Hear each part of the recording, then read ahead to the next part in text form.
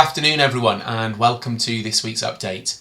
So brilliant week this week at the Halifax Academy. The students have worked incredibly hard, real standards. The academic excellence that we've seen already for those students who are with us, absolutely brilliant. And I've got some images on the screen from reception up until year 11, real hard work. I'd like to thank all of the prefects as well. They have slotted into their roles absolutely superb, and it's nice to have that sense of student leadership back again. And they've been brilliant as well at supporting us getting ready for our open day, which is this Wednesday. So our open day is for prospective new parents, and they can come and have a look at all the wonderful things that we are doing, get to speak to staff. I'm just going to talk about the school and our journey and what we stand for twice. And also, more importantly, the stars of the show, some of the students are going to be talking about their experiences. So all in all, it's been a really, really high quality first week. And again, I think what's important is for us to be able to discuss all of these standards and qualities that we have in school. So academic excellence is something that's run through us year on year. We are now in the top 10% of schools nationally for our outcomes. They're incredibly strong. They get stronger and stronger every year, especially around science and maths. And it's been really interesting and exciting to find out about more and more different science and maths opportunity, particularly around science. We're engaging with a lot more universities, and we're getting postgraduates back into school to talk to us, and lots of different opportunities for children to get involved with around the sciences. I also want to talk about, as I said last week, just about our enrichment opportunities, extracurricular clubs, and some of the rewards trips that we're doing this year.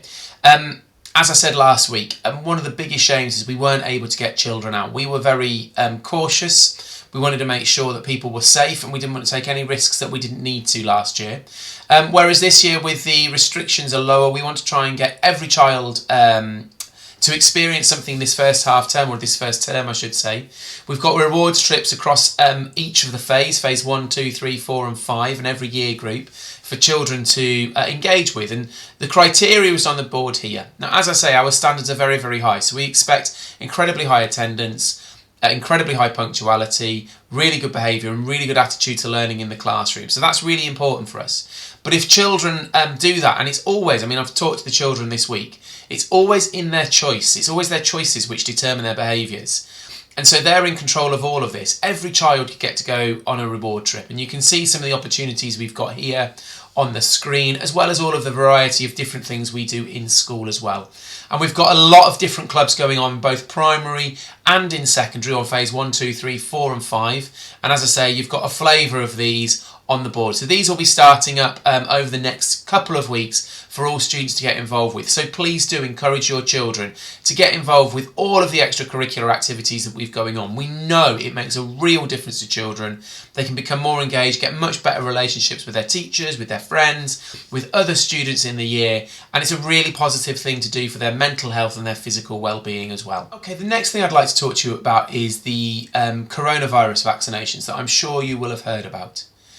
As a school, the government obviously has just said that they want all 12-year-olds to 15-year-olds to get a vaccine. And that is to happen in schools. So that will be rolled out across the country over the next few weeks. As of yet, we don't know the actual logistics of what will happen there. But what we do know is the following. The school's role is to provide a venue and to support with the administration of the consent. We don't administer any of the vaccines. We're not involved with that. The school-aged immunisation service, who do all of the current vaccines in school, are the people who will lead that. So all we will do is collect your consent. So if there's any conversations around consent, if you've got any worries about it, it's with the school-aged immunisation service. You're always welcome to talk to us. But obviously, as a school, we won't be administering any vaccines at all. It will be trained professionals and trained nurses. If you've got any concerns, then they're the people to talk to. Clearly, this is all based around consent. As is with anything around vaccinations, it's around consent. So please do talk to your children, talk to your families about whether or not you feel comfortable. Now, we would want everybody to get a vaccine. It's shown that it's safe, but we completely respect and understand those families who may be worried or hesitant about it. So, as I say, that will happen over the next few weeks. We will make sure it's really clear what you have to do. I'll go through as soon as we get the guidance about what's happening in one of these videos so you can see it. Effectively what will be is we'll send an electronic form out. You can then give consent via that form and we have it. Any child who we don't have consent just won't have a vaccine or won't be brought forward for a vaccine.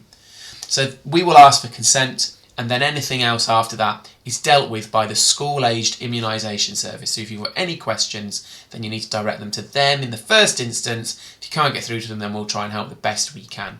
But as I say, we're just about the logistics and the organisation of it.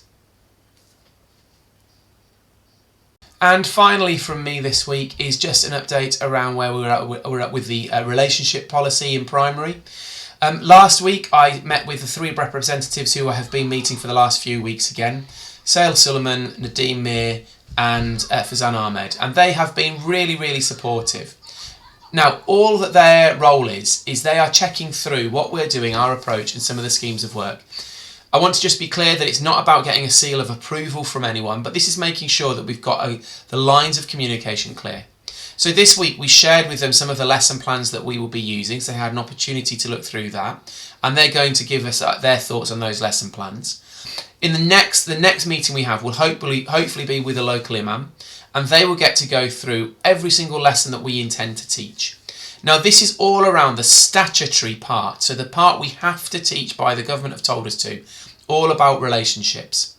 Once we've met with the imam and the local representatives and they have gone through, they will give us what their view on it, what they think is, what worries them, what they think we should discuss with families. And then we will have a meeting with families who would like to come into school and discuss further all of the lesson content that we will go through. You'll have an opportunity to look through every single lesson that we're going to deliver, ask questions, and hopefully we can reassure you.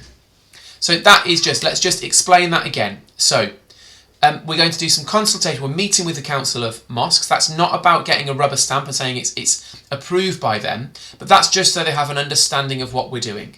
Imam is going to come and have a look through all of the lesson resources. We are then going to share those with you once we've had that meeting with the local Imam and the Council of Mosques, so that you have an opportunity to look through it. And this is all about the statutory requirements, what we have to teach by law. All of the non-statutory requirements, the other areas, will take a longer approach. We'll go through the same process. We'll share them with the Council of Mosques. They can give us their view, and then we'll have a parent meeting as well. So that's just an update where we're up to now. So please don't think it's gone quiet. We're still working on it. We're still talking with families, with Council of Mosques, and we will be talking to you coming soon.